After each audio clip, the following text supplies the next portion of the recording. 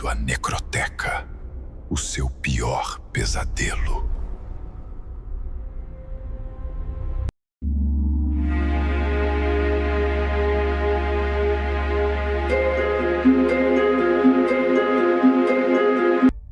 É com enorme hesitação e repugnância que permito a meu espírito retornar ao acampamento de Lake e ao que realmente encontramos ali, e aquela outra coisa além das montanhas da loucura. A cada instante sou tentado a deixar de lado os pormenores e permitir que insinuações tomem o lugar dos verdadeiros fatos e das inelutáveis deduções. Espero já ter dito o suficiente para deixar-me deslizar rapidamente sobre o restante, ou seja, sobre o horror reinante no acampamento. Já falei do terreno devastado pelo vento, dos abrigos destruídos, da maquinaria dispersa, da inquietação de nossos cães, do desaparecimento dos trenós e outros equipamentos, da morte dos homens e dos cães, da ausência de Gedney e dos 6 espécimes biológicos desvairadamente sepultados, com a textura insolitamente intacta, apesar de todas suas lesões estruturais. Falei de tudo isso ainda quando estava naquele mundo morto há 40 milhões de anos.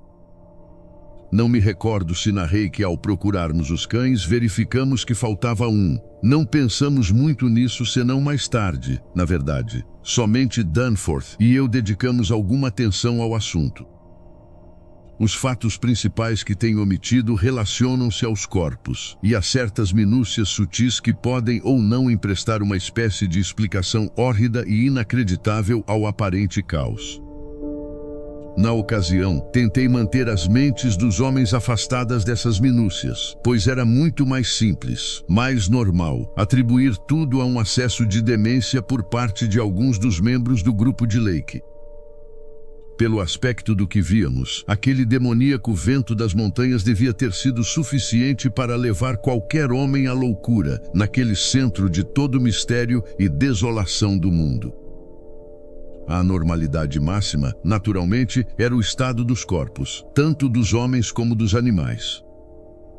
Haviam estado, todos, envolvidos em algum tipo de terrível conflito e se encontravam despedaçados e mutilados de vários modos diabólicos e ao todo inexplicáveis.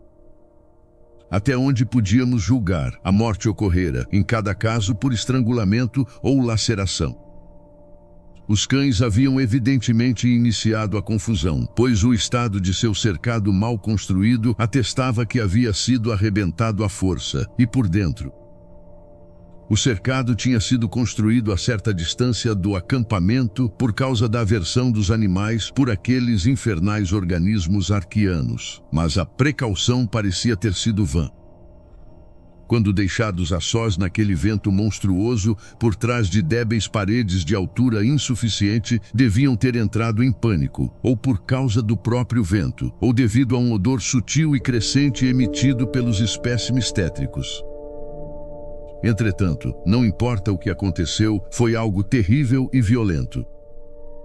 Talvez eu deva pôr de lado todo escrúpulo e dizer finalmente o que aconteceu, ainda que com uma categoria declaração de opinião, baseada nas observações de primeira mão e nas mais cuidadosas deduções, minhas e de Danforth, de que o então desaparecido Gedney não foi de modo algum responsável pelos horrores abomináveis que encontramos.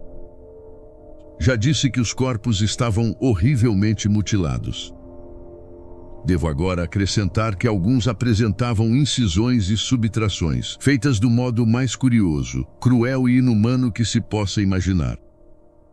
Não diferia o estado dos cães e dos homens. Todos os corpos mais saudáveis, de mais corpulência, quadrúpedes ou bípedes, tinham tido suas massas de tecido mais sólidas cortadas e removidas, como que por um hábil carniceiro, e em torno das mutilações havia um estranho derrame de sal, tirados dos despedaçados baús de víveres nos aviões, que provocavam as mais horrendas associações.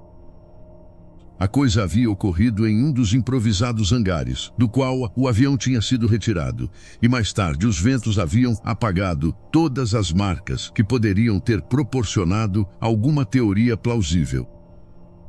Os pedaços dispersos de roupas, arrancadas violentamente dos homens dilacerados, não ofereceriam quaisquer pistas. É inútil aludir à nossa impressão de termos visto leves pegadas na neve, num canto protegido do cercado em ruínas, pois essa impressão não dizia respeito absolutamente a pegadas humanas, mas estava claramente influenciada por todas as referências às marcas nos fósseis que o pobre Lake havia feito durante as semanas precedentes. Era preciso ter cuidado com a imaginação perto daquelas colossais montanhas de pavor. Como já relatei, verificamos por fim que Gedney e um cão haviam desaparecido. Quando chegamos àquele terrível abrigo, tínhamos dado pela falta de 2 cães e de 2 homens. Mas a barraca de dissecção, relativamente intacta, na qual entramos depois de investigarmos os monstruosos túmulos, tinha algo a revelar. Não estava como Lake a deixara, pois as partes cobertas da monstruosidade primai tinham sido removidas da mesa improvisada. Com efeito, já havíamos percebido que uma das 6 coisas imperfeitas e estranhamente enterradas que encontráramos, aquela que apresentava o vestígio de um cheiro peculiarmente odioso, devia constituir os fragmentos reunidos da entidade que Lake havia tentado analisar. Sobre a mesa do laboratório e em torno dela estavam espalhadas outras coisas, e não foi preciso muito tempo para adivinharmos que aquelas coisas eram as partes dissecadas, com cuidado mas sem habilidade, de um homem e de um cão. Quero poupar os sentimentos dos sobreviventes, omitindo qualquer menção à identidade desse homem. Os instrumentos anatômicos de Lake tinham sumido, mas havia sinais de que tinham sido cuidadosamente levados.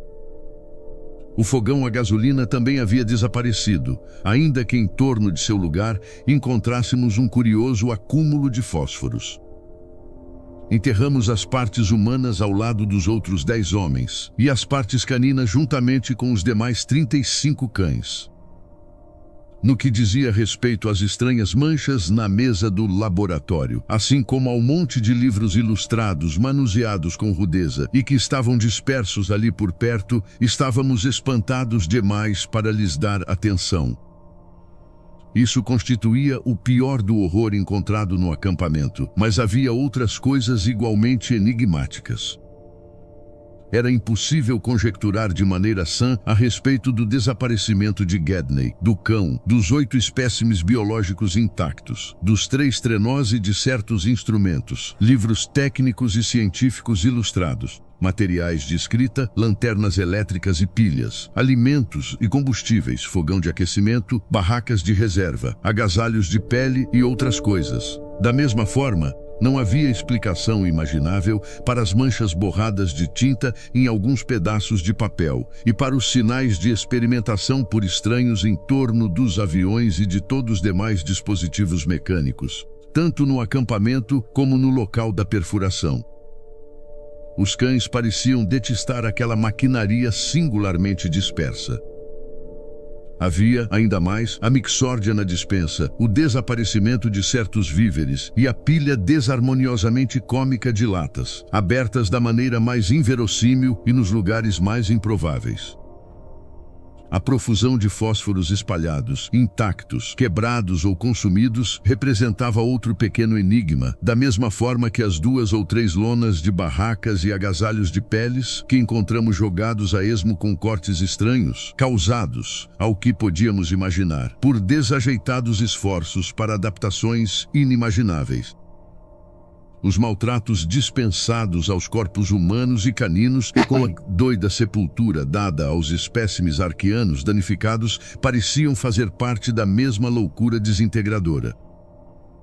Pensando justamente na possibilidade de vir a ocorrer a situação atual, fotografamos cuidadosamente todos os principais indícios de desordem delirante do acampamento. E usaremos essas imagens para reforçar nossas súplicas para que seja sustada a partida da proposta Expedição Starkweather-Moore.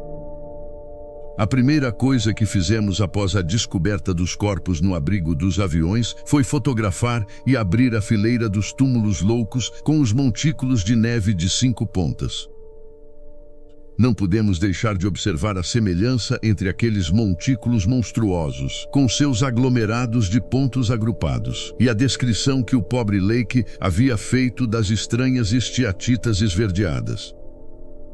E quando topamos com algumas das próprias esteatitas na grande pilha de minerais, achamos a semelhança realmente bastante acentuada. Toda a formação geral, é preciso deixar claro, parecia lembrar de modo abominável a cabeça estreliforme das entidades arquianas. E concordamos quanto ao fato de que a sugestão devia ter aluado fortemente nos espíritos sensibilizados do grupo exausto de Lake. Isto porque loucura, centrando-nos em Gedney como o único agente sobrevivente possível, foi a explicação adorada espontaneamente por todos, até onde alguém manifestava opinião em voz alta. No entanto, não serei ingênuo a ponto de negar que cada um de nós nutriu conjecturas desvairadas que a sanidade de espírito proibia formular completamente. À tarde, Sherman, Pabodie e McTeague realizaram uma fatigante exploração aérea por todo o território circundante, vigiando o horizonte com binóculos, à procura de Gedney e de várias coisas desaparecidas. Contudo, nada encontraram. O grupo informou que a portentosa barreira de montanhas estendia-se interminavelmente, tanto para a direita como para a esquerda, sem qualquer diminuição de altura ou estrutura essencial. Em alguns picos, todavia, as regulares formações de cubos e muralhas eram mais claras e nítidas, apresentando semelhanças duplamente fantásticas com as ruínas montanhosas asiáticas, pintadas por Roerich. A distribuição de crípticas bocas de cavernas nos cumes negros e despidos de neve parecia aproximadamente a mesma até onde tinham podido acompanhar a cordilheira. A despeito de todos os horrores que se nos deparavam, sobravam-nos suficiente zelo científico e espírito de aventura para tecermos conjecturas a respeito da região desconhecida que se estendia além daquelas montanhas misteriosas. Tal como dissemos em nossas cautelosas mensagens, descansamos à meia-noite, após nosso dia de terror e dilema, mas não sem antes traçarmos um plano grosseiro para um ou mais voos, numa altitude suficiente para transpor as montanhas, e num avião aliviado de todo o peso e equipado com câmara fotográfica aérea e equipamento de geologia, a partir da manhã seguinte. Ficou decidido que eu e Danforth tentaríamos primeiro, e acordamos às 7 da manhã pretendendo sair cedo. Contudo, ventos fortes, mencionados em nosso breve despacho para o mundo exterior, retardaram nossa partida até quase às 9 horas. Já repeti a história neutra que narramos aos homens no acampamento e que transmitimos para o exterior após nosso retorno 16 horas depois. Agora cabe-me o terrível dever de ampliar esse relato, preenchendo os vazios piedosos com insinuações do que realmente vimos naquele oculto mundo transmontano. Insinuações das revelações que finalmente conduziram Danforth a um colapso nervoso. Gostaria de que ele pudesse acrescentar uma palavra realmente franca sobre aquilo que julga que somente ele viu e que foi talvez a última gota que o colocou onde ele se encontra atualmente. Mas ele se nega peremptoriamente a isso. Tudo quanto posso fazer é repetir seus posteriores sussurros desconexos a respeito do que o levou a gritar enquanto o avião se arremessava de volta através do ventoso desfiladeiro após aquele choque tangível e real que compartilhei. Isto constituirá minha última palavra. Se os sinais claros de horrores antigos e sobreviventes naquilo que eu revelar não bastarem para impedir que outros se intrometam no seio da Antártica, ou pelos menos de espionar muito abaixo da superfície daquele ermo inigualável de segredos proibidos e de desolação imemorialmente amaldiçoada, a responsabilidade por males indizíveis e talvez incomensuráveis não será minha. Estudando os apontamentos feitos por Pabodie em seu voo vespertino e utilizando um sextante, Danforth e eu havíamos calculado que o passo mais baixo existente na cordilheira ficava um pouco à nossa direita, à vista do acampamento e a aproximadamente 7.000 ou 7.500 metros acima do nível do mar. Foi na direção desse ponto, pois, que partimos no avião aliviado de todo o peso desnecessário em nossa viagem de descobrimento. O acampamento propriamente dito, situado em contrafortes que irrompiam de um alto planalto continental, estava a cerca de 3.600 de altitude. Por conseguinte, a ascensão necessária não era tão grande quanto podia parecer. Não obstante, tínhamos perfeita consciência do ar rarefeito e do frio intenso à medida que subíamos. Isto porque, por causa das condições de visibilidade, tínhamos de deixar as janelas da cabine abertas. Vestíamos, naturalmente, nossos agasalhos mais pesados. Ao nos aproximarmos dos picos amedrontadores, sombrios e sinistros acima da linha de neve, riscada de fendas e de geleiras intersticiais, observávamos com clareza cada vez maior as formações curiosamente regulares que pendiam das encostas. E mais uma vez nos lembramos das estranhas pinturas asiáticas de Nicholas Roerich. Os antigos e erodidos estratos rochosos corroboravam plenamente as descrições de Lake e provavam que aqueles pináculos se alcandoravam exatamente da mesma maneira desde uma data surpreendentemente recuada na história do mundo, talvez mais de 50 milhões de anos. Quão mais altos teriam sido um dia, era inútil tentar conjecturar. Mas tudo em torno daquela região estranha apontava para obscuras influências atmosféricas, desfavoráveis à mudança e calculadas para retardar os habituais processos climáticos de desintegração de rochas. Contudo, era o emaranhado de cubos regulares, parapeitos e entradas de cavernas que mais nos fascinava e perturbava. Estudei-os com binóculos e tirei fotografias, enquanto Danforth pilotava, e às vezes eu tomava-lhe o lugar nos controles, muito embora meu conhecimento de aviação fosse puramente amadorístico, a fim de que ele pudesse usar os binóculos. Podíamos constatar sem dificuldade que grande parte do material constitutivo daquelas formações era um quartzito arqueano mais para claro, diferente de qualquer formação visível em amplas áreas da superfície geral, e que a regularidade de tais formações era extremada e fantástica, num grau que o pobre Lake mal insinuara. Como ele havia dito, suas arestas estavam carcomidas e arredondadas por eras e eras de violento desgaste climatérico. Entretanto, sua solidez antinatural e seu material resistentíssimo haviam-nas salvo de obliteração. Muitas partes, principalmente as que se achavam mais próximas das encostas, pareciam ser de substância idêntica à da superfície rochosa adjacente. Tudo aquilo se assemelhava às ruínas de Machu Picchu, nos Andes, ou às muralhas antigas de Quiche, tal como escavadas pela expedição de campo do Museu de Oxford, em 1929. E tanto Danforth como eu tínhamos, vez por outra, aquela impressão de blocos ciclópicos separados que Lake havia atribuído ao seu companheiro de voo, Carroll. Explicar tais coisas naquele local estava francamente acima de minhas forças e senti-me inusitadamente humilde como geólogo.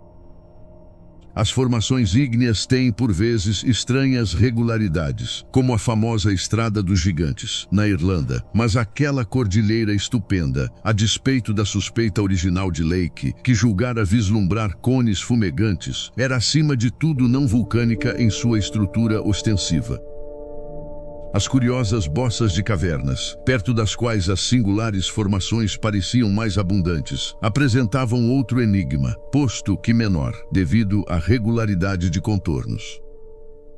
Eram, como Lake dissera em seu boletim, muitas vezes aproximadamente quadradas ou semicirculares, como se as aberturas naturais tivessem ganho simetria por ação de mãos mágicas. Seu grande número de sua ampla distribuição eram notáveis e indicavam que toda a região tinha uma rede de túneis dissolvidos em estratos calcários. Nunca conseguíamos ver muito a fundo no interior das cavernas, mas foi-nos possível constatar que aparentemente eram livres de estalactites e estalagmites. Do lado de fora, as partes das encostas adjacentes às aberturas pareciam invariavelmente lisas e regulares. Danforth quis crer que as pequenas fendas e raias causadas pela erosão do tempo tendiam para desenhos inusitados. Tomado que estava pelos horrores e singularidades encontrados no acampamento, ele insinuou que tais desenhos assemelhavam-se vagamente aos estranhos agrupamentos de pontos espargidos pelas esteatitas esverdeadas primais, duplicados de maneira tão tétrica nos loucos montículos sobre as 6 monstruosidades enterradas. Gradualmente havíamos passado a sobrevoar os contrafortes mais altos e nos dirigíamos na direção do passo relativamente baixo que havíamos escolhido. À medida que avançávamos, olhávamos de vez em quando para a neve e o gelo da rota terrestre, imaginando se nos teria sido possível tentar a exploração com o equipamento mais simples do passado. Para certa surpresa nossa, constatamos que o terreno era longe de difícil como de hábito e que, apesar das fendas e outros pontos mais trabalhosos, não seria provável que impedissem o avanço dos trenós de um Scott, um Shackleton ou um Amundsen. Algumas das geleiras pareciam conduzir a desfiladeiros desnudados pelo vento, com uma singular continuidade, e ao chegarmos ao passo que havíamos escolhido, verificamos que ele não constituía exceção. Nossa sensação de tensa expectativa ao nos prepararmos para contornar a crista e contemplar o mundo virgem não pode de modo algum ser descrito com palavras, muito embora nada nos autorizasse a crer que as regiões além da cordilheira fossem em essência diferentes das que já tínhamos visto e atravessado. O toque de maligno mistério que existia naquelas montanhas colossais e no verdadeiro mar que era o céu opalescente, vislumbrado entre seus cumes, era uma questão altamente sutil e rarefeita, que não podia ser explicada com meras frases. Ao invés disso, era algo de um vago simbolismo psicológico e de associação estética, uma coisa que ia de mistura com poesia e pintura exótica, com mitos arcaicos ocultos em tomos misteriosos e defensos. Até mesmo a força do vento encerrava um veio de consciente malignidade, e por um segundo pareceu que o som heterogêneo incluía um esdrúxulo assovio ou silvo musical, que cobria várias oitavas, enquanto o vendaval ribombava pelas onipresentes e ressoantes bocas de cavernas. Havia um tom nebuloso de repugnância reminiscente nesse som, tão complexo e indefinível quanto todas as demais impressões de malefício. Estávamos agora, após uma lenta ascensão, a uma altitude de 7.070 metros, segundo o aneroide, e com isso havíamos deixado a região das neves definitivamente distante. Ali no alto havia apenas encostas escuras, de rochedos nus, e ali começavam a surgir as geleiras sulcadas, as quais a presença daqueles estranhíssimos cubos, parapeitos e silvantes bocas de caverna acrescentavam um augúrio de antinatural, de fantástico e de onírico. Contemplando a linha dos altos picos, julguei divisar aquele que tinha sido mencionado pelo pobre Lake, encimado de maneira exala por uma muralha. Parecia estar meio perdido numa insólita névoa antártica. Quiçá fora essa névoa a responsável pela ideia de vulcanismo, que no início ocorrera a Lake. O passo surgia diretamente sob nós, liso e ventoso entre seus portais acidentados e malignamente sobranceiros. Além dele estendia-se um céu agitado por vapores em torvelinho e iluminado pelo baixo sol polar. O céu daquele misterioso domínio distante, jamais tocado, sentíamos, por olhos humanos. Mais alguns metros de altitude e contemplaríamos esse domínio. Impossibilitados de falar senão em gritos, por força do vento uivante e sibilante que invadia o desfiladeiro e se somava ao ronco dos motores, Danforth e eu trocávamos olhares eloquentes. E foi então que, havendo galgado esses poucos metros, realmente lançamos o olhar sobre a barreira colossal e contemplamos os segredos ignorados de um mundo antigo e inteiramente alienígena. Deixe um like, comente seu maior medo e inscreva-se no canal.